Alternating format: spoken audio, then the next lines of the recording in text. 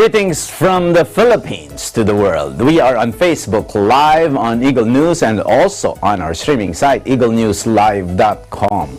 Watch us on our YouTube channel at Eagle News. I am Cesar Vallejos. Welcome to Open for Business. Join me to discover the latest news and information in business around the world. Stay ahead of the curve from vision to action. The Asia-Pacific Economic Cooperation, or APEC, is a dynamic engine of economic growth and one of the most important regional forums in the Asia-Pacific. Its 21 member economies are home to around 2.8 billion people and represent approximately 59% of the world's GDP and 49% of world trade. The APEC Leaders Week is supposed to be happening November 16 and 17 in Chile, but due to widespread protests and riots in his country, Chilean President Sebastián Piñera announced that Santiago would no longer host Asia-Pacific Economic Cooperation Summit 2019.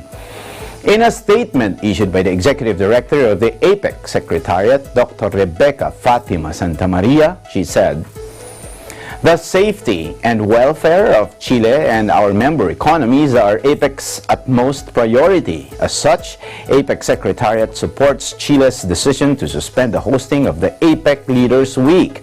We thank Chile for tirelessly advocating for more inclusive growth throughout its host year, including prioritizing the economic empowerment of women and small businesses. All APEC members will continue to advance this critical agenda of making sure that all communities across the Asia-Pacific reap the benefits of economic growth and integration." Malaysia will host APEC in 2020.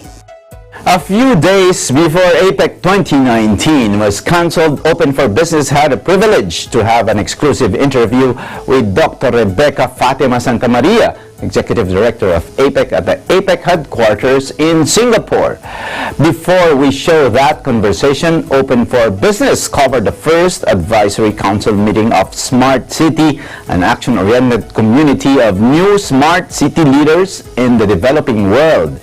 Here is our interview with Chris Villanueva Dibunao, Smart City Executive Director and Chief Sustainability Officer.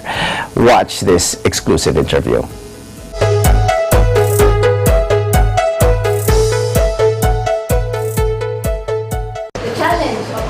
Data will be solved, right? Because the data will directly come from the sources. You engage them. The Smart City organization, CT, basically it's citizen and technology. So unlike any other smart city organization, we're trying to advocate to merge the citizenship and the technology itself. So it's not only bottom up, it's not only top down, but we're trying to merge it. What's the middle ground really? We need to engage the community for co-ownership of those particular smart city plans. And we need to use the technology, how matter how low tech it is or high tech it is. So our end goal here is to be more realistic, to make sure that the smart city development is really happening on the ground, not only on papers or glossy plans. So basically, there's 100 plus definition of smart cities. And as I mentioned earlier, there's no universal definition of smart city. But for smart city, our organization, it starts with the community. So smart city is a community. So it's not smart city or community is a community which leverages data, information, and technology to provide a good life for the citizens itself. So the goal is to provide a good life. The goal is to brought them up from poverty, and perhaps in the long run, or in the what they call this process of doing that, we will use data, we will use technology, but it really depends on the community itself. So what does the community really needs?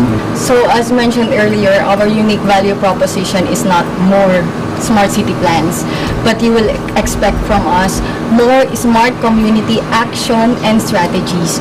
So we will have a list of projects which is already existing on the ground, and we will enter, we will talk to the mayor and say, hey, we have these projects already, and which one do you need? Which one can be applied can be applied on your particular community. And you will expect from us a localized and localized standards and benchmarking of smart cities. What we realized is the success stories are all in developed countries, and there's a lot of sad stories and challenges that very unique in developing countries, and we have to realize that we cannot just copy, no matter how really great and good they are. We cannot really just copy all the plans. We need to know what the community really needs, what are the unique challenges that they have, and tailor fit the plans and bespoke it that it can be really applied to the community. And one like tangible, you're asking for the tangible one, right? We're creating this platform, an online platform, wherein Smart City will be a matchmaking platform. A matchmaking in terms of the projects. The city needs this, there's an existing projects, it's a matchmaking platform. It's a collaborative platform. How? Where the citizen can actively participate. Like how can they participate? They can post their own projects there, and the citizens can vote as well. So it's really using the technology that we have right now to engage the citizens. Because it's millions of citizens, and if you do it manually, it's really hard. But then again, the technology is getting cheaper and cheaper, then might as well use it. So basically, we're using it. Well, my inspiration behind this is, I really believe that we have a lot of talents in the Philippines, and it's not utilized properly. Why? Because the decision makers doesn't know them. It's not out there. The information that they are already there is not out there. And I've been to different countries, like developed countries, and they're trying to the smart city development. As an urban planner myself, I really commend them that it's like successful, it's really nice, it's really high tech, and it's really efficient for the citizens of their country. And what I want to bring in the Philippines, it's the same efficiency that you experience outside. And it can be done, but it's just, perhaps it needs to be a different approach. It's been, a long while that we're doing planning and management in a broken way. So perhaps we need a different approach, not really, just like the developed countries, but we need an approach which is localized and more sustainable. So that's my dream for the efficiency and the promises of smart cities to be seen and actualized in our country as well. Our conversation with the Executive Director of the APEC Secretariat, Dr. Rebecca Fatima Santamaria, on the importance of APEC to the Philippines and the Asia-Pacific region when we get back. Stay tuned.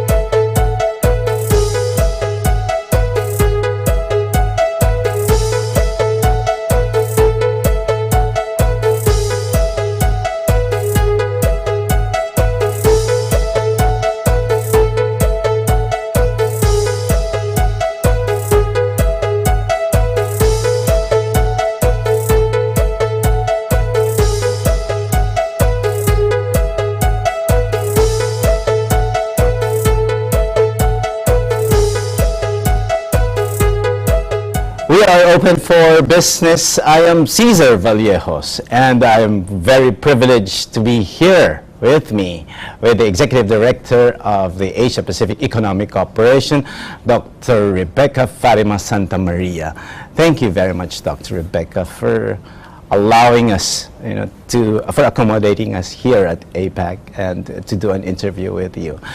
My first question, Dr. Rebecca, is you are the first woman executive director of the APEC Secretariat. How is it, and what are the changes with APEC now that it's a woman who leads this institution?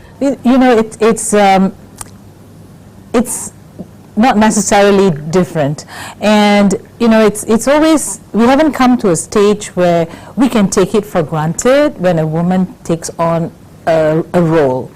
Unfortunately, we haven't gotten there yet, so it's always, you're the first woman this, you're the first woman that. I'm looking forward to a time when we will never have to say that again.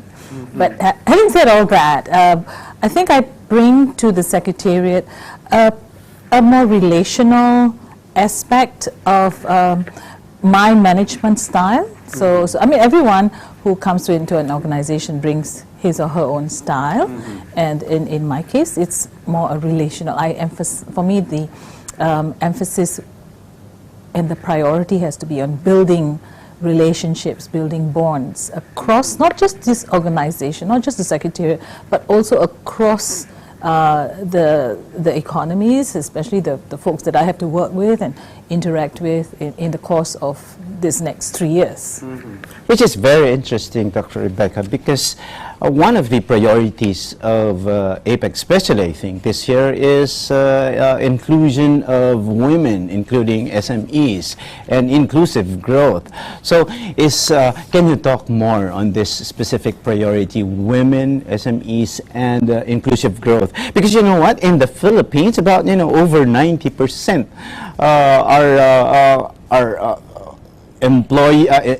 are giving employment to a lot of Filipinos there, and about over 90% of establishments are SMEs. So, what is how important is the APEC relationship as far as providing opportunities for MSMEs?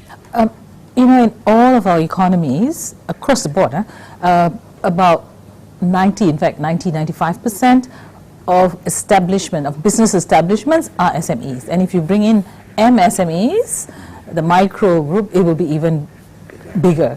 And so when we talk, as APEC is an economic forum, and you're bringing together senior officials to talk about policies for the region, the betterment and the well-being of the region, you cannot avoid discussing issues that relate to SMEs or MSMEs. You also need to bear in mind the fact that whatever you do should have an impact on the people. And if you look at what Chile has done this year, is very clear. Their theme reflects that, connecting people, building the future.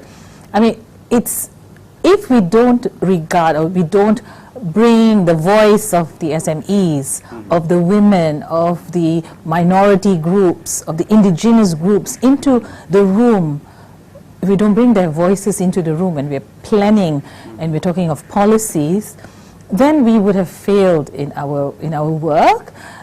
We would have become just another talk shop and become irrelevant. The fact that we've given a priority, we've made it a priority for including in our policies the well-being of SMEs, to provide the reach for SMEs and for women entrepreneurs and minority groups, indigenous groups, says a lot about the work that APEC is doing. Yeah.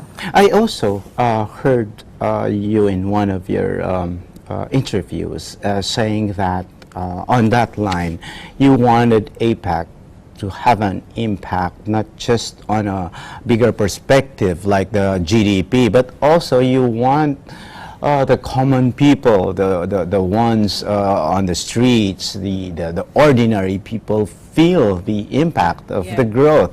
So And when we talk about micro and SMEs, these are the ones who needed a lot of help. So in terms of specific outputs of APEC, like say for example in Chile, how are you doing this? What specific metrics are you using to ensure that ordinary citizens and ordinary small businessmen will have that kind of impact? There are a couple of things that are happening this year. One, Chile has put it up front and right up front their priority of when it comes to inclusion women in the economy. And for that, they have the Santiago Roadmap for Women Empowerment. So that's a one clear deliverable for this year. Another is a continuation of what we did during the Philippines year. Philippines put out the Boracay Action Agenda specifically for internationalization, globalization of SMEs, MSMEs. And in the Boracay Action Agenda, you will see various initiatives, various streams that we put in place to bring in, to ensure that as economies grow, they take with them the SMEs. So it's, for the longest time, APEC was seen as, whatever we do in terms of trade facilitation, it was benefiting the bigger companies, the MNCs. So there was this elitist aspect to the work that we were doing. But when it was, specifically, the message was very clear during the Philippines year that you needed to bring in not just the SMEs, but the MSMEs. And then the Boracay Action Agenda was put in place. And they track all the different activities. One important part of the Boracay Action Agenda is really the trade facilitation part.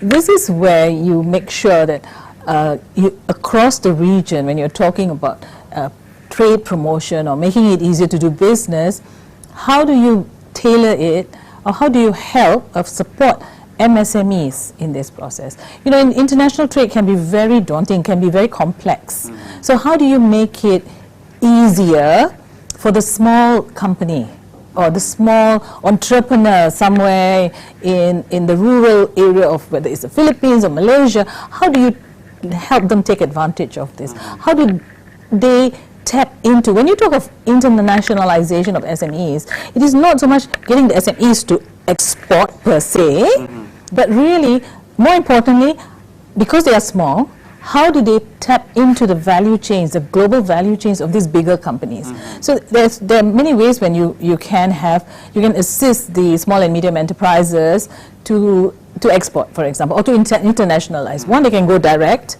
whether it's them exporting, or they do it online, or they tap into the value chains or supply chains of the bigger companies. So in all this, it is about them understanding what it means. So with the, sorry, Dr. Rebecca, with the three strategies where MSMEs can participate in the international trade, I noticed that the role of technology is really very, very important in the three items that you mentioned. So, is APEC also helping in the way in trade facilitation through the use of technology? That's a whole stream on e-commerce. So that's being done. But even as we talk of e-commerce and the digital world, there is the physical world that you must also manage. You must manage the challenges of the physical world, the infrastructure, the rules and regulations. It's easy to say, oh, you got to go online and sell. But if you don't have the infrastructure to move your products, if you have rules and regulations that make it so difficult for you to get your products out, you know, what's the point? You know, so it has to be done in that comprehensive way, and that's part of what APEC does, helping the SMEs understand rules, regulations, what kind of standards you need to meet to bring your products up to a certain quality.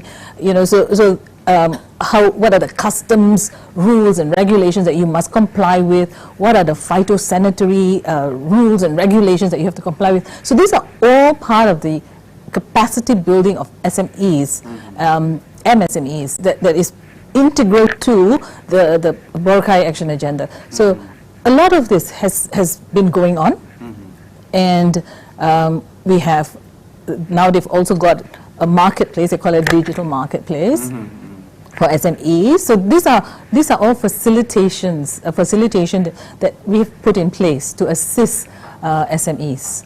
And with the women also, this year when we do the Santiago Roadmap for women empowerment, you will see a lot more of this. How do we really engage the women? So it's not just rhetoric. It's really translating all these ideas into solid actions that then economies can implement. The thing we must remember about APEC is that it is non-binding, it's voluntary. So we work to put these proposals out there, and then it's really up to the individual member economies to take these ideas, to take these plans and run with it, you know, for the benefit of the women, the entrepreneurs, the SMEs. You know, so that's how we work in APEC. Now, Dr. Rebecca, you mentioned about the Boracay Action Agenda and how it became, and there was this follow-through after the Boracay Action Agenda, which is also being developed now with the ongoing meetings in Chile. So, is there a timeline in the Boracay Action Agenda, and what is the future that you think that this will achieve? The Boracay Action Agenda has a time frame, 5 years, and it is. We just did a review last year, and now it's again the Philippines is championing this, and they are taking stock of all the initiatives that we've put in place as a result of implementation of this agenda, and also the impact this has. You know, you could do a lot of work, you could do a lot of busy work. So what is the impact? Some of the items on the agenda will take longer, so you may have to have a continuation or some way of dovetailing it into some other aspect. Like, for example, financial inclusion will take time. You need to make sure the infrastructure, the financial infrastructure is in place, engaging with the different parts of the economy on this matter. So those may take a bit more time. And then, you know, whatever we say about customs rules and regulations, again, it is not a one-off thing. You have to keep improving. So, and you've got to make sure that you prepare your SMEs to take advantage, to know how to navigate the system. So all those things, even as you're teaching them how to navigate the system, you also have to work as government. You've got to work with customs to look at how we can simplify things even further. So this is, they have in place systems that allow governments to give preferential tracks for those who qualify, okay, those exporters who qualify. But that takes time. So you've got to make sure you train your SMEs, you give them the necessary technical skills so that they can meet the standards. You know, so that they can then get fast track, they can have deferred payment. There's so many ways to manage this. So those are longer term, and therefore we need to just keep tracking. So the Boracay Action Agenda cannot be a one-off thing. Yes. You know, it has to. You have to have. You know, think about it in terms of a system, putting systems in place, processes, procedures that would help to facilitate the engagement, the bringing in of small and medium enterprises into the whole global value chains, or you know, the whole market that we are creating for them. We have a very exciting discussion today with Dr. Rebecca Santamaria of APEC. Open for Business will be back. Stay with us.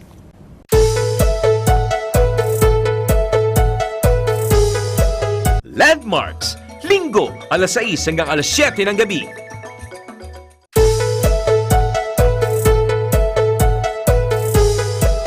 Open for Business is back, and I'm very excited, you know, to still have with me the Executive Director of APEC, Dr. Rebecca Santamaria.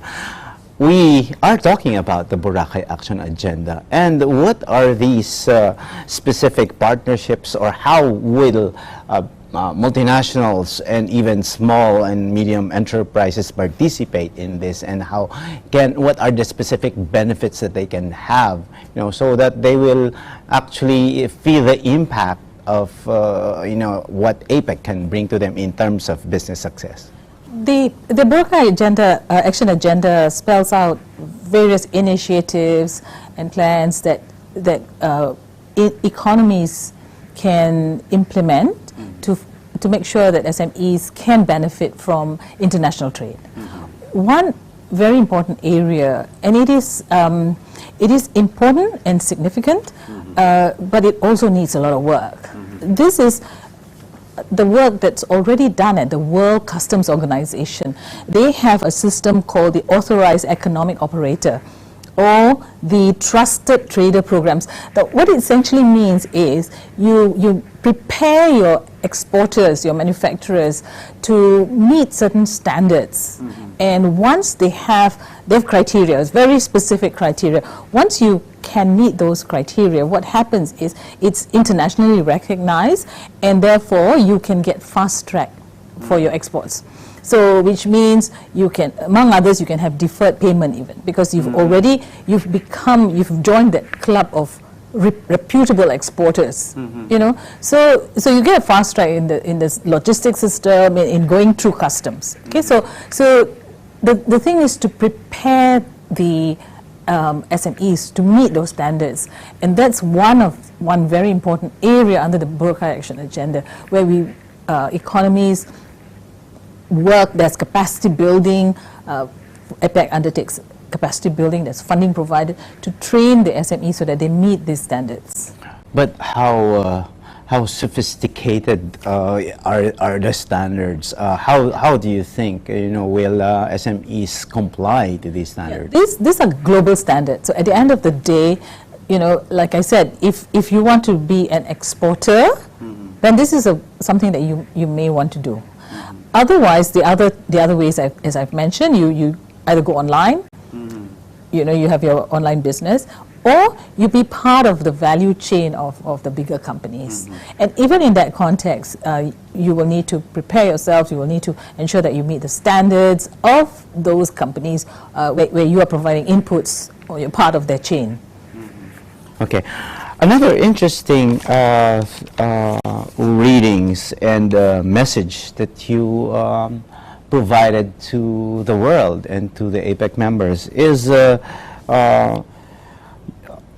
what you mentioned as the best of APEC, or the 3 C's. You mentioned about collaboration, creativity, and capacity building, which is easy to remember, something that sticks to the minds of people, something that, again, I appreciate when you said ordinary people should feel that impact, and the 3 C's should be felt by them. Can you expound more on these 3 C's?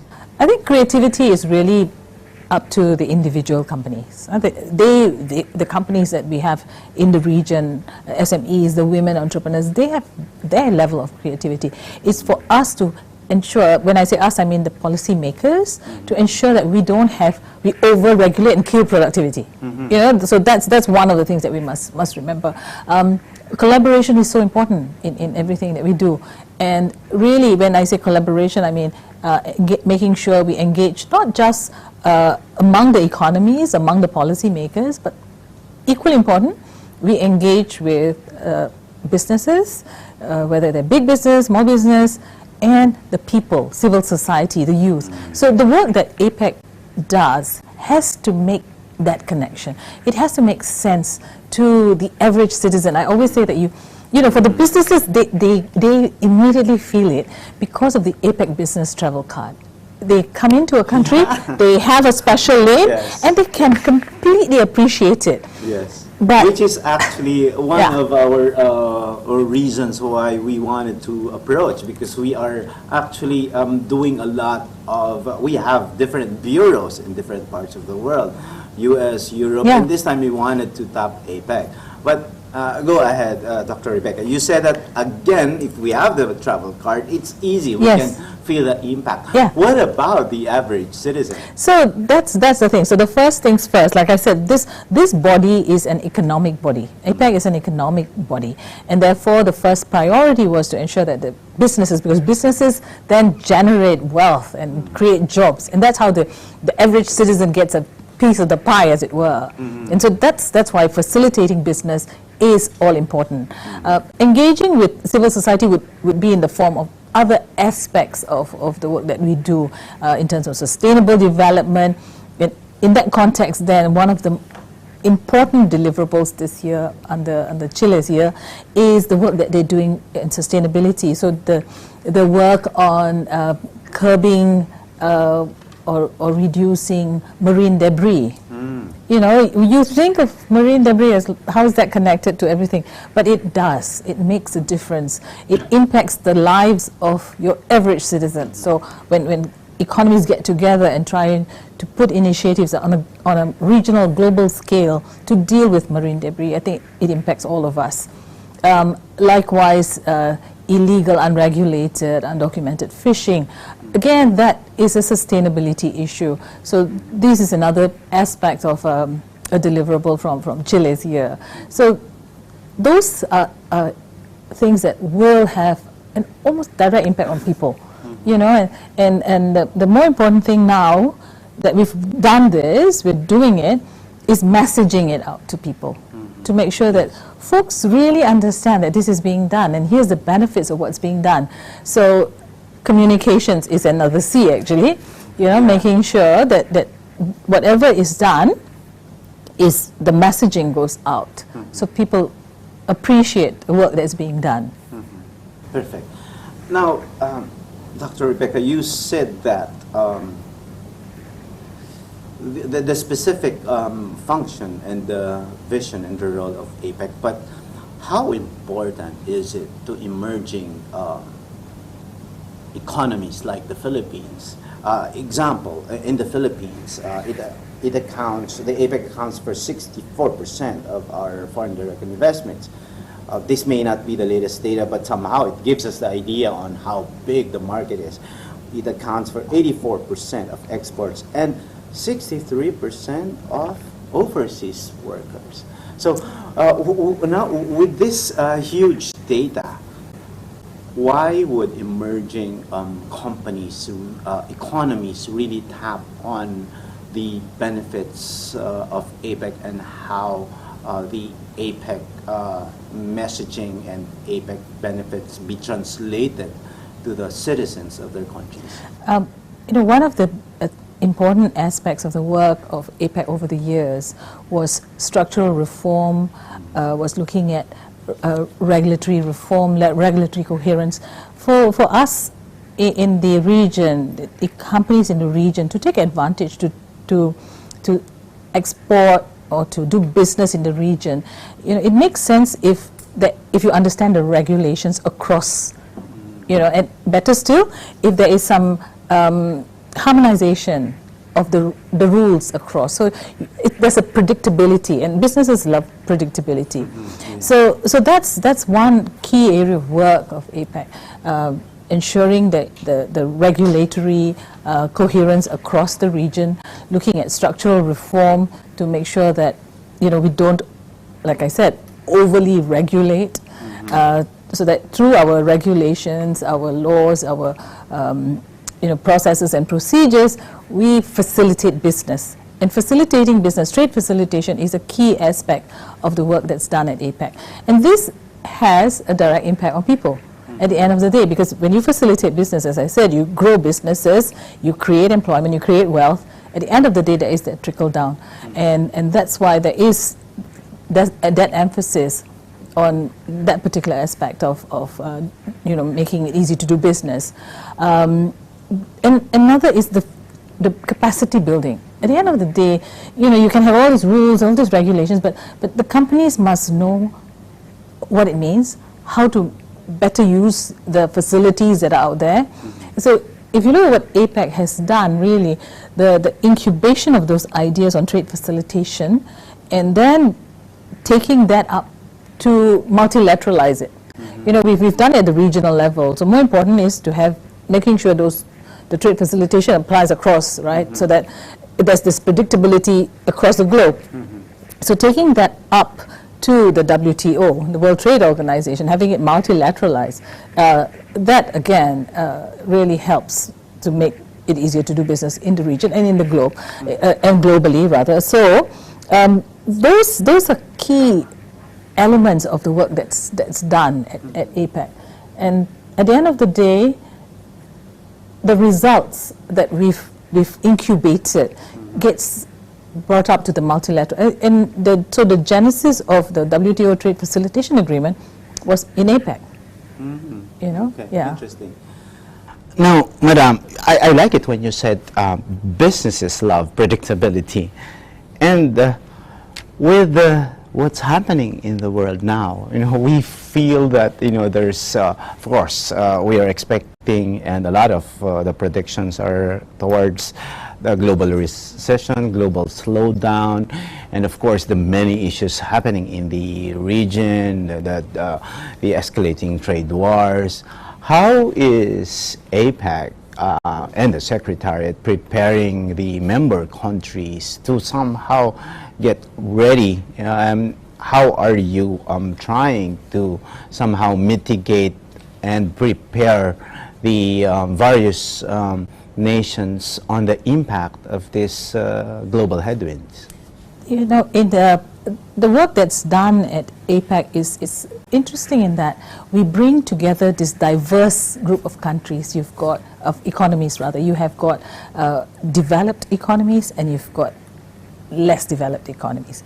You know, and they're sitting around the table and they're all equal partners in this conversation. That is one of the most important things that can happen in this kind of environment where you have tensions. You know, to deal with those tensions, it's so important to have folks around the table talking about it, you know, trying to find solutions.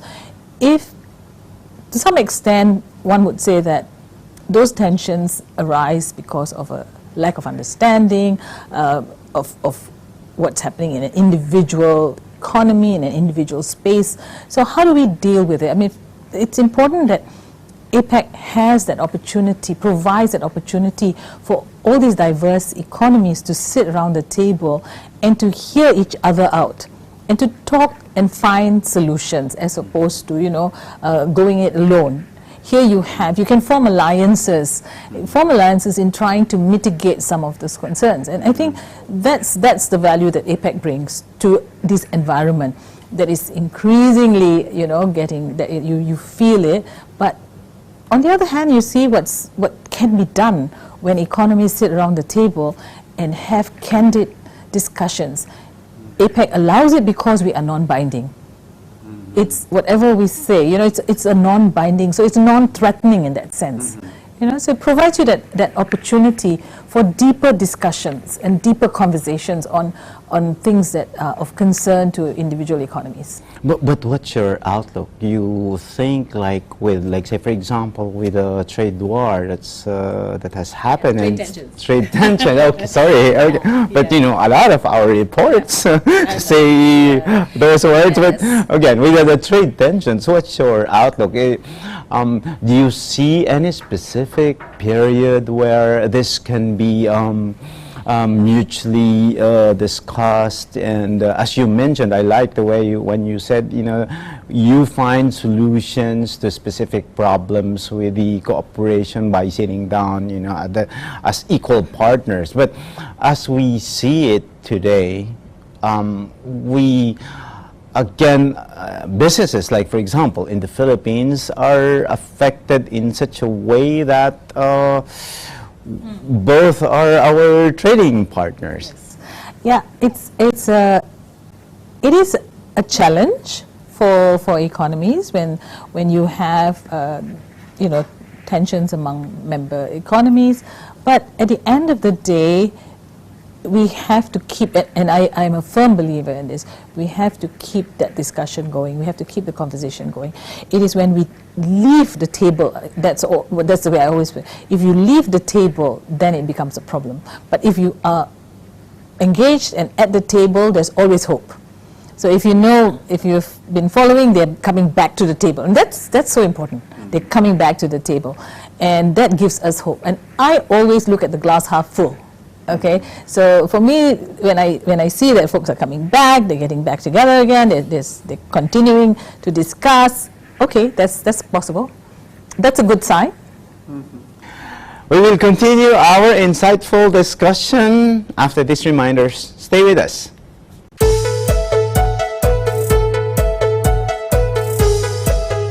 ASEAN in Focus, Monday to Friday, 2 to 2:30 p.m.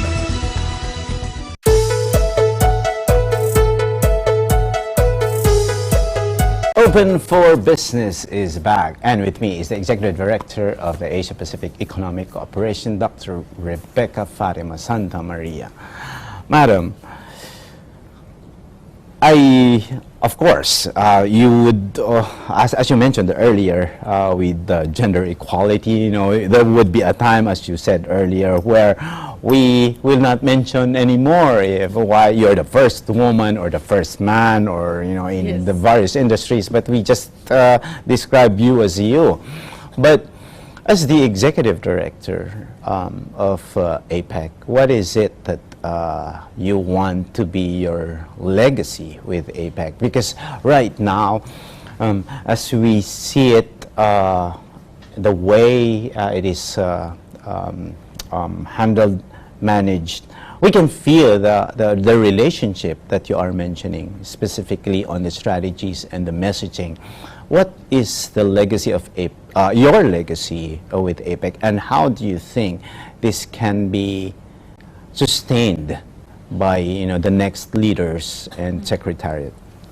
When folks mention legacy, it's normally for you imagine an older person, much older person, who's been in the business for donkey's years.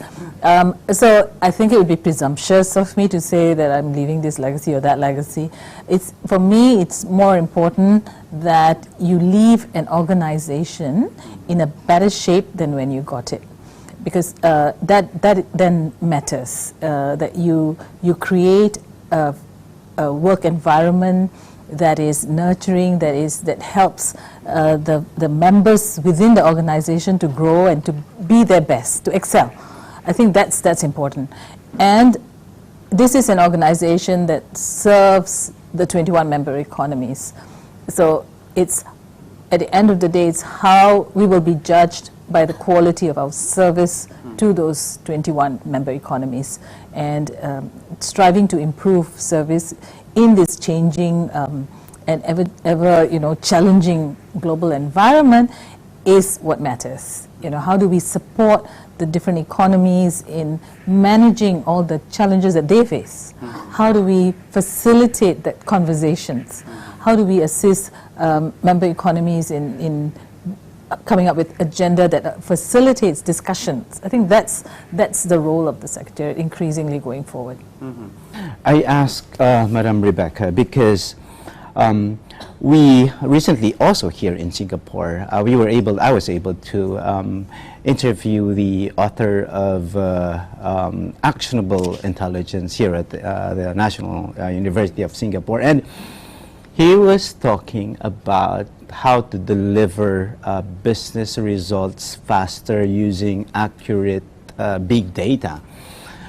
Now, I ask, would you spend on new infrastructure, new systems, new processes? He said no, because a lot of these data are available online and they're free, and some of these platforms can easily be downloaded online. So now, my question, Dr. Rebecca, is innovation. We are going towards a different landscape as we see the world now, and it's faster, it's different. What is APEC's accomplishments or projects as far as digital innovation and technological innovation?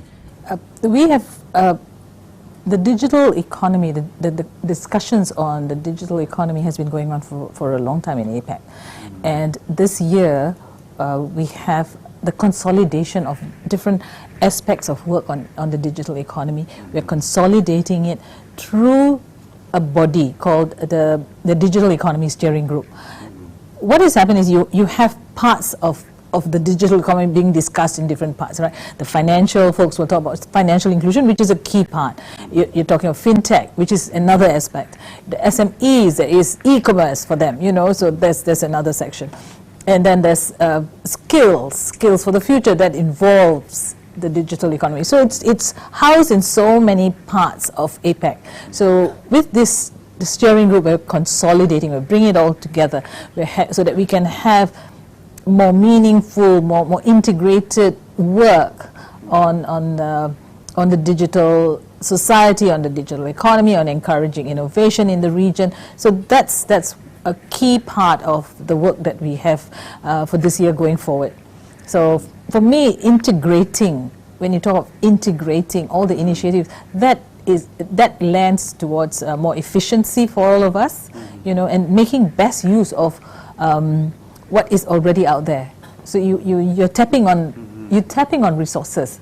You know, you don't reinvent the wheel. Yes. So if you don't take stock of what you have, then the chances of you reinventing the wheel is so high, and therefore being very inefficient and, you know, waste of resources at the end of the day.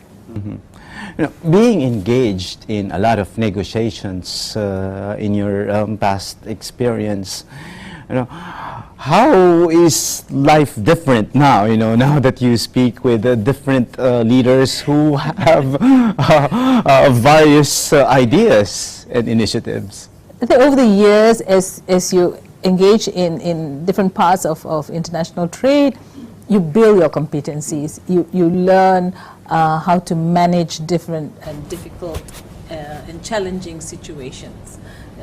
That comes with the territory. So you learn how to modulate your voice. I mean, it's from that kind of minutia. Yes. To the high level strategic thinking. So, you know, that's what you learn over the years, and very important for a person who's engaging in negotiations is self-awareness, and so that you not only understand yourself, your emotions when you're in the room, in this facing this very intense and challenging environment, to also having a knowledge of what's going on in the environment that you're put in, because it's very dynamic. You're not negotiating in a static environment. Things are changing even as you're in this room. Things are happening outside. You know, even as we're talking now, you know that things are developing out there, and whatever we do impacts not just the dynamic in the room, but outside of the room. I mean, for example, we can be negotiating sustainable development in this room, and we see the impact of it right outside the window, you know, and it has no concern of borders. So we are negotiating in a very in a bubble almost, but things are happening outside there. So we have to be aware of what's going on around us, so that what we negotiate, what we finally achieve, is not irrelevant by the time we're done. You know, so it is. Some say it's a moving target. No, it's a dynamic thing. So yes, and therefore the negotiation must manage. You must have an agreement, or come to a product or final product of the negotiation, which is adaptable and flexible and can take on board what's going on and not be stuck in it, you know. So you need you have a living document with you, and not one that will box you in. I think that's a skill that we all have to learn as negotiators. Wow, that's very insightful. You can create a book with that concept. This is again a personal question. With APEC, with the member countries of APEC, do you have a personal classification of how these 21 members are, or they're a developing country or a developed country? What's your personal classification of these member countries? You know, all of us come to the table with our own strengths and our weaknesses. So it's really understanding where these economies are coming from, what their contributions can be. How do you tap into the strengths of these economies, especially when we're looking at, say, capacity building? Which economy can we go to for which one will have the best practices? How do we share that? I think that's important. Recognizing what each member economy brings to the table and leveraging on that. Wow, perfect. Okay, now what's almost done. Okay. So what is the future of APEC? Oh my goodness! But as things are developing, the global geopolitical environment is changing. APEC gets more and more relevant. The fact that in this sort of environment, you have to have folks talking through some of these difficult things that you cannot do in a more binding environment, right? This provides you, and I've said this, it provides you the space to share ideas, to talk about things, to trash it out, without being fearful of, oh gosh, if I say this, it's going to bind me to this. Here is an environment that allows you to express yourself in a non-threatening way, and the decisions that are taken are not necessarily going to tie you into a corner, but will allow you to explore further avenues for resolving concerns, helping us think through. I think that's the most important aspect of what APEC brings to the table. And if you see what's going on in the WTO, the World Trade Organization, the kinds of reforms that need to be put in place. There's this criticism about that the WTO is stuck in a time warp. Yeah, if it needs reform, how do you get 164 members of the WTO sitting around the table talking about reform? It's impossible, right? So you then need to take out like-minded economies, a like-minded group of countries to talk things through. And here is an ideal opportunity. Here's an opportunity for APEC economies to do just that. So they then focus on what needs to be done at the WTO. How do we see the WTO going forward?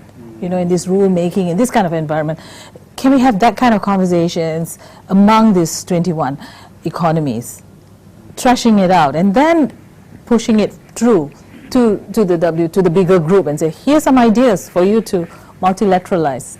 That makes, given what's going on in the WTO today, I think APEC is even more relevant.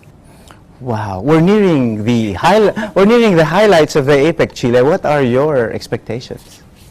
Chile has really focused this year our attention on people, connecting people, and looking forward. This is the time. This is a year, for me, it was a year of reflection.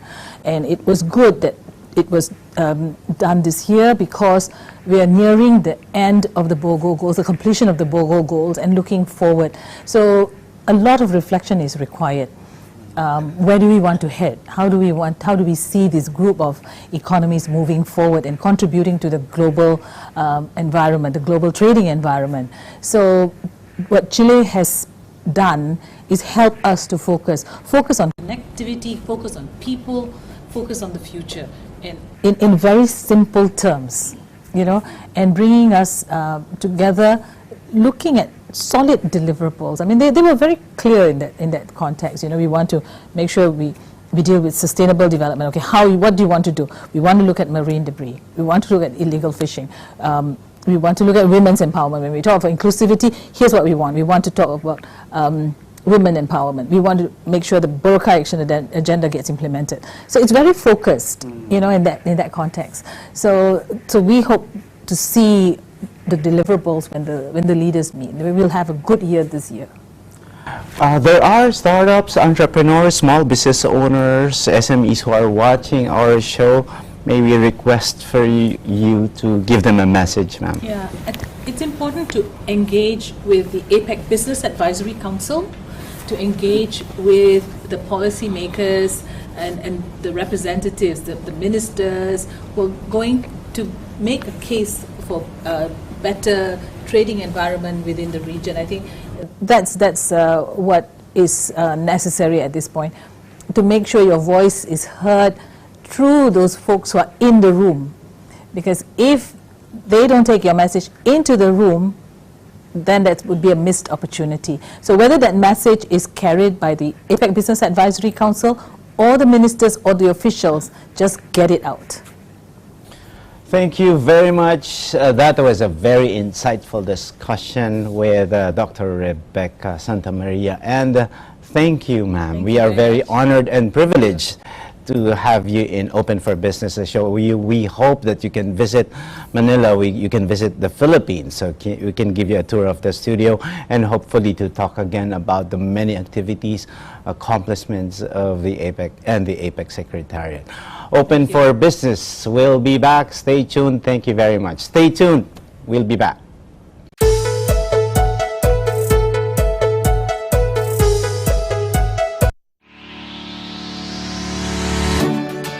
Mga kababayan, lalo na sa mga OFWs sa Middle East at North Africa, may good news kami para sa inyo. Mapapanood na ninyo ang Net25 at iba pang Filipino channels na hatid ng OSN sa presyong abot kaya. Libre ng box at installation, walang admin fees at no extra charges. Saktong entertainment na sakto lang sa budget mo. Bumisita na sa pinakamalapit na OSN store o dealer and subscribe now!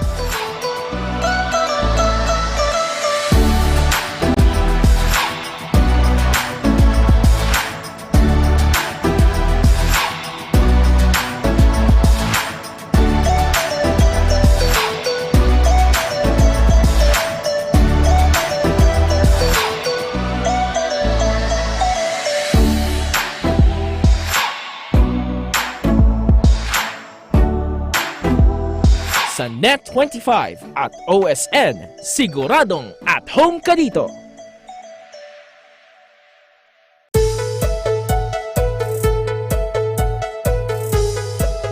In our term of the week, you take a refresher of business terms to make you updated, more informed, and ready to make smarter business decisions. Our term of the week is inclusive growth. According to the Organization for Economic Cooperation and Development, inclusive growth is economic growth that is distributed fairly across society and creates opportunities for all. And our word of the week is from Japanese Prime Minister Shinzo Abe. He said, "The whole world is paying close attention to the Asia-Pacific region, as it is this region that is achieving the highest rate of economic growth and brimming with the greatest amount of future potential anywhere." Thank you for watching Open for Business. Join us again in the next episodes of Open for Business for more insights from CEOs, thought leaders, and industry experts promoting business development in the Philippines. See you again next Saturday and Sunday for another episode of Open for Business, where we discuss business information, deliver the latest business news to keep you informed and open for business and be ahead of the curve from vision to action. You're on Facebook Live on Eagle News, and you can watch this again in the video section of the Eagle News Facebook page and on eaglenewslive.com. Subscribe to our YouTube channel at Eagle News. Catch me also on Net25's Eagle News International as I join Alma Angeles in reporting more business news here and around the world. We are inviting you all to the EBC Open House and experience EBC. Come join the Trade Fair, Business Forum, and Entrepreneurship Seminar and have fun watching special performances and concert by OPM artists here at the EBC building on November 23. 8 a.m. is the registration for those of you who want to know how our shows on radio, TV, and online are produced. This is your chance to experience EBC. EBC Open House. Mark your calendars. For Open for Business, this is Cesar Vallejos. Have a great day.